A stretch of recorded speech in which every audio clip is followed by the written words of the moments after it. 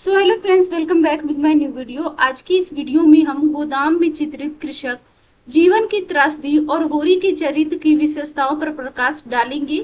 तो चलिए शुरू करते हैं। मुंशी प्रेमचंद्र द्वारा रचित गोदान भारतीय साहित्य की एक ऐसी कालजयी कृति है जो सिर्फ एक उपन्यास नहीं बल्कि तत्कालीन भारतीय ग्रामीण समाज और कृषक जीवन का जीवंत दस्तावेज है। इस उपन्यास में प्रेमचंद्र ने किसानों के शोषण, गरीब और उनकी व्यवस्था का अत्यंत मार्मिक चित्रण किया है। इसको कुछ बिंदुओं द्वारा समझेंगे।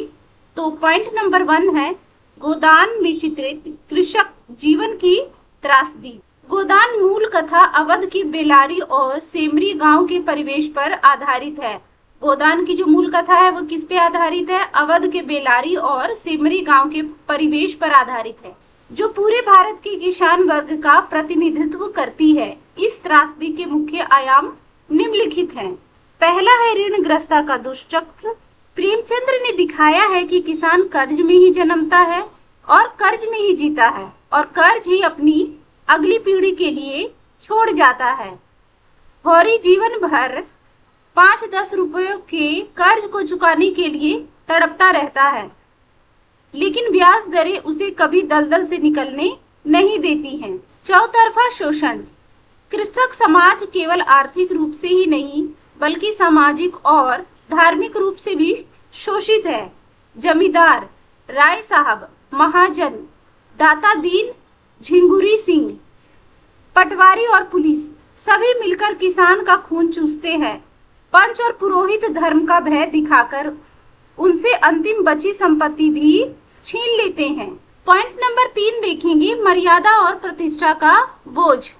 भारतीय किसान के लिए उनकी सामाजिक राख और मर्यादा सबसे बड़ी पूंजी होती है। इस झूठी मर्यादा को बचाने के चक्कर में होरी बार बार दंड भरता है और अंततः अपनी जमीन से हाथ धो बैठता है। क्या करता है? होरी अपनी मर्यादा को बचाने के लिए बार बार दंड भरता है और अंततः अपनी जमीन से ही हाथ धो बैठता है। किसान का मजदूर में बदलना। त्रासदी की एक पराकाष्ठा तब होती है जब एक स्वतंत्र किसान यानी कि भूमिधर जिसके पास जमीन है अपनी जमीन खोकर अपनी ही मिट्टी पर दिहाड़ी मजदूर बनने के लिए विवश हो जाता है। होरी का अंत भी सड़क पर गिट्टी कूटते हुए लू लगने से होता है। होरी का अंत कैसे होता है? लू लगने से। सड़क पर गिट्टी कूटते हुए उसे लू लग जाती है। इसी प्रकार से जो है होरी की मृत्यु हो जाती है।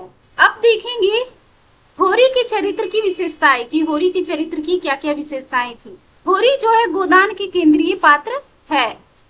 होरी जो है गोदान का केंद्रीय पात्र है और भारतीय किसान वर्ग का शाश्वत प्रतीक है।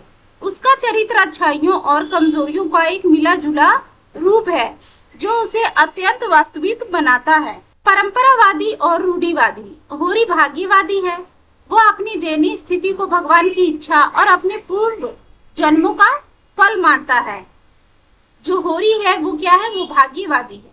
वो अपनी उसकी जो दयनीय स्थिति है, उसकी जो गरीब है उसको भगवान की इच्छा मानता है और अपने पूर्व जन्मों का फल मानता है। वह ऊंच नीच और सामाजिक व्यवस्था को चुनौती देने की बजाय उसके सामने सिर झुकाना बेहतर समझता है। मर्यादावादी और धर्म भीरू। उसके लिए समाज में नाम प्रतिष्ठा बचाए रखना सबसे जरूरी है, चाहे भाई हीरा द्वारा उसकी गाय को जहर देना हो या बेटे गोबर का झुनिया को गर्भवती करके भाग जाना हो।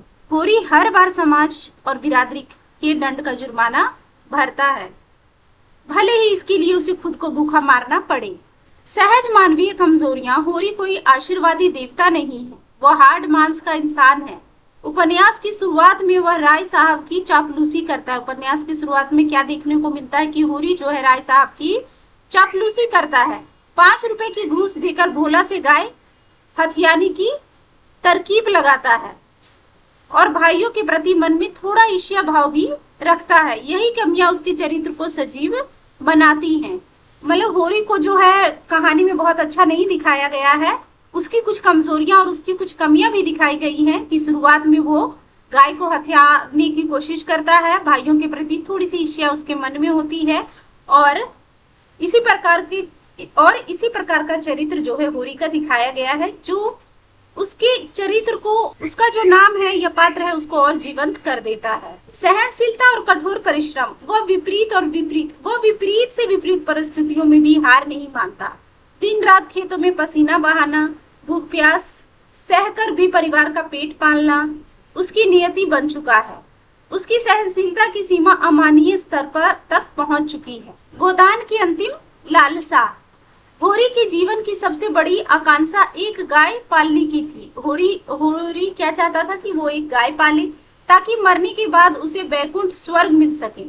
विडंबना देखिए कि जिस होरी को जीते जी कभी गाय का सुख नहीं मिला, उसकी मृत्यु पर पुरोहित दाता दीन उसकी पत्नी धनिया से गोदान करने को कहते हैं। जो उसकी मृत्यु हो जाती है, उसी पर पुरोहित जो है, उसकी मृत्यु पर जो पुरोहित होता है वो दाता दीन होता है, उसकी पत्नी धनिया से जो कहता है कि वो गोदान करे। अब इस कहानी का निष्कर्ष क्या निकलता है इसके बारे में जानते हैं। प्रेमचंद्र ने होरी के माध्यम से यह सिद्ध किया है कि कृषक जीवन त्रासदी केवल आर्थिक नहीं बल्कि एक गहरी मानसिक और सामाजिक त्रासदी है। होरी की मौत महज एक व्यक्ति की मौत नहीं है, बल्कि वह तत्कालीन भारत के समूचे किसान वर्ग की उम्मीदों और अस्मिता की हत्या है। सो वेल फ्रेंड्स, आज की वीडियो में इतना ही। ऐसे ही और वीडियो के लिए हमारे चैनल को सब्सक्राइब करें। धन्यवाद।